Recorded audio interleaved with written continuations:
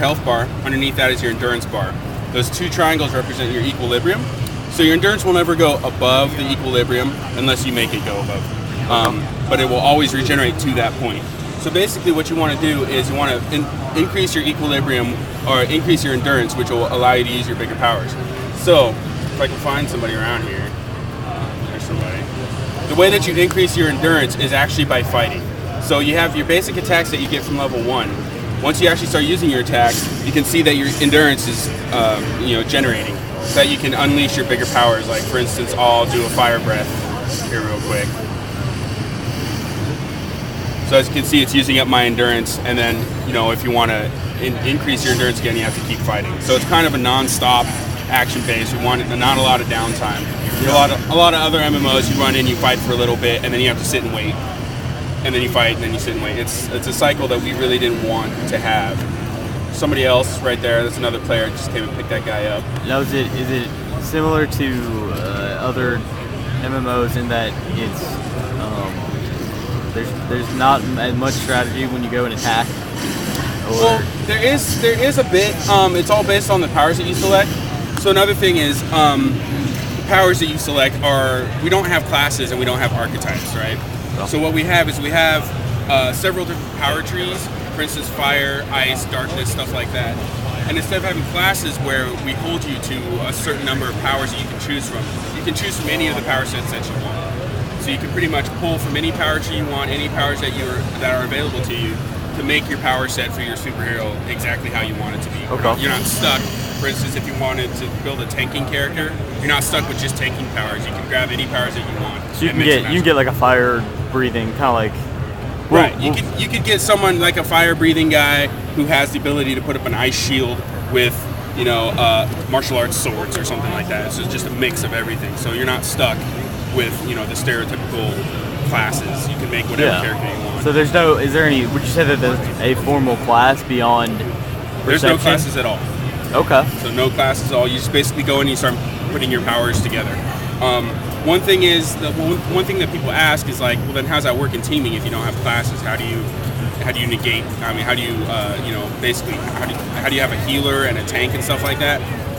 With that, we have the role system, where basically on the fly you can switch your roles, which will manipulate. Can we show that on here? Or? No, actually I can't. Okay. I didn't know if you could. Yeah, no, it's fine. The role system basically lets you on the fly switch to a specific role. So you could have somebody in a defensive role, which would basically be able to take more damage, stuff like that. You could also switch to offense, which would increase your damage output. And anybody can do that at any time. So you can switch roles on the fly. And there's really no downtime for that either. So it helps a lot in grouping. You don't have to look for specific people. Okay. You could just have yourself assigned to that role to take on that particular role for the team. You can also use it in solo play.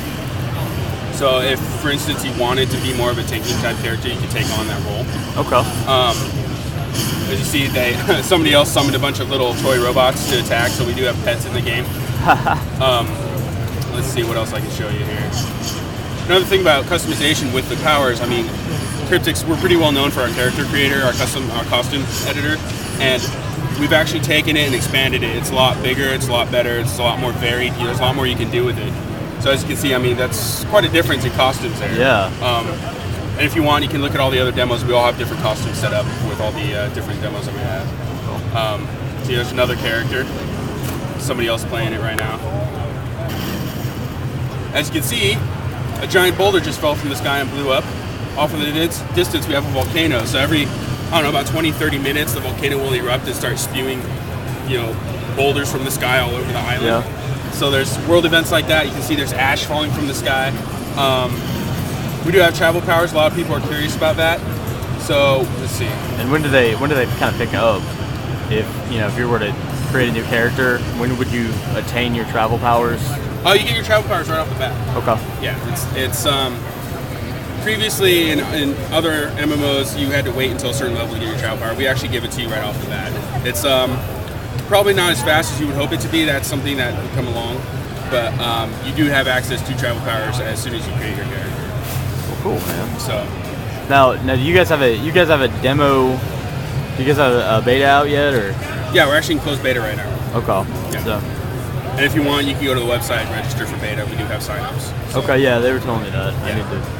you go ahead and do that. Yeah, so we also do have the Nemesis system, which I don't know if you've heard anything about that at all. It's basically each hero can create their own Nemesis.